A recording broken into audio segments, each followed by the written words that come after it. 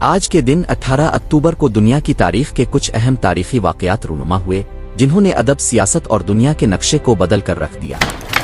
1851 میں عظیم امریکی ناول نگار ہرمن ملون کی مشہور کتاب پہلی بار لندن میں دی ویل کے عنوان سے شائع ہوئی۔ یہ سمندر، جنون اور انسان کی جدوجہد کی ایک لازوال کہانی ہے جو بعد میں عالمی ادب کا شاہکار بن گئی۔ 1867 میں ایک بڑی سیاسی تبدیلی آئی۔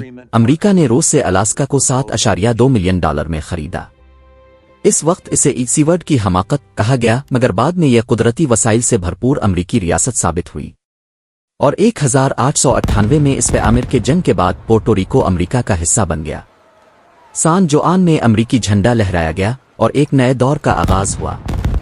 18 اکتوبر ایک دن جو ادب، سفارتکاری اور عالمی سیاست کے نقشے پر ہمیشہ کے لیے نقش ہو گیا۔ We need your support to grow and bring you more stories. Please like, share, and subscribe to our channel.